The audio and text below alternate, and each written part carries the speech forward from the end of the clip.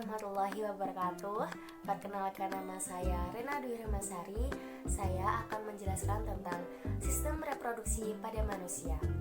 Di sini saya akan menjelaskan 4 bab, yaitu yang pertama tentang pembelahan sel, yang kedua sistem reproduksi pada manusia, yang ketiga kelainan dan penyakit pada sistem reproduksi, dan yang keempat pola hidup yang menunjang kesehatan reproduksi.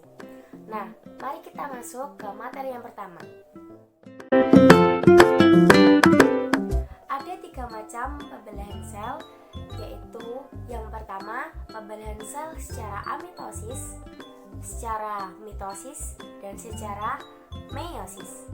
Pembelahan sel secara amitosis atau pembelahan biner atau biasa kita sebut pembelahan secara langsung merupakan pembelahan sel yang terjadi yang dimulai dari pembelahan inti tanpa didahului pembentukan kromosom, peleburan membran inti, dan ciri lainnya.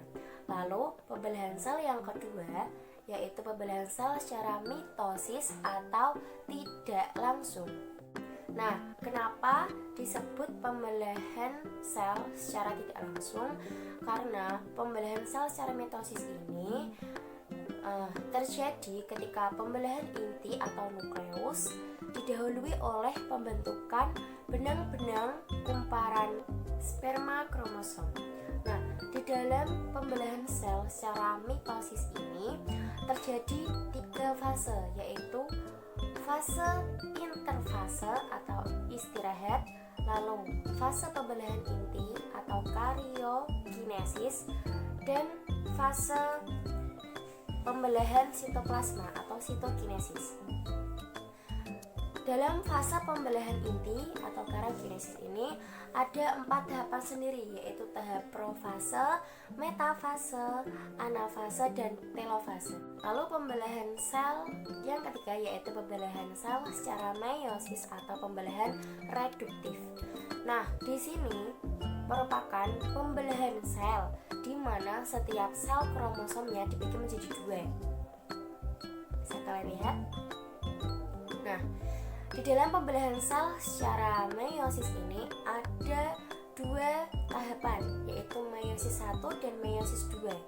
Meiosis 1 sendiri ada beberapa tahapan, yaitu interfase 1, profase 1, metafase 1, anafase 1, telofase 1, dan sitokinesis 1. Lalu pada meiosis 2 terdapat tahapan juga, yaitu ada profase 2, metafase 2, anafase 2, telofase 2, dan sitokinesis 2.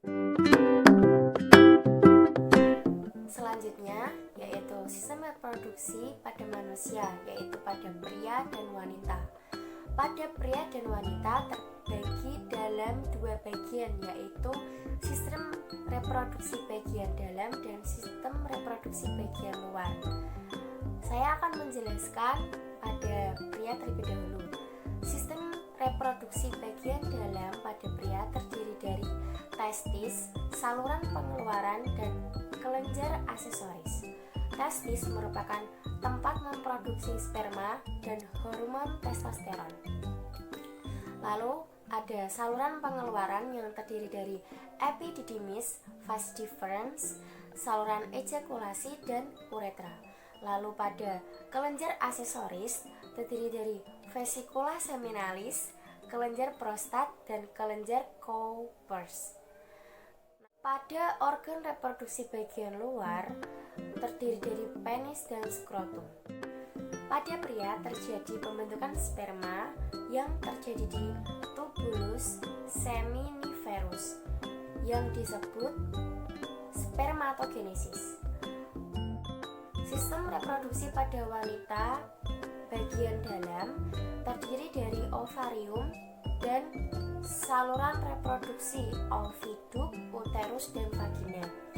Sedangkan organ reproduksi bagian luar pada wanita berupa vulva. Nah, pada wanita terjadi proses pembentukan ovum di dalam ovarium yang disebut oogenesis. Selanjutnya ada kelainan dan penyakit pada sistem reproduksi. Di sini saya hanya akan menyebutkan beberapa, yaitu seperti penyakit AIDS yang disebabkan oleh virus HIV atau Human Immunodeficiency Virus. Nah, penyakit ini menyerang sistem kekebalan tubuh manusia, sehingga penderita AIDS menjadi rentan terhadap berbagai infeksi. Lalu ada penyakit kanker payudara yang menyerang pada jaringan payudara. Penyakit ini tidak hanya menyerang pada wanita, namun juga bisa menyerang pada pria. Selanjutnya ada penyakit vulvovaginitis. Nah, penyakit ini merupakan peradangan pada vulva dan vagina yang sering menyebabkan gejala keputihan yang berlebihan. Nah, maka ketika kita merasa keputihan yang kita alami sudah berlebih, lebih baik kita memeriksakan diri ke dokter. Lalu ada penyakit impotensi. Impotensi ini merupakan ketidakmampuan mempertahankan ereksi penis. Lalu ada kanker serviks. Kanker serviks ini merupakan kanker leher rahim.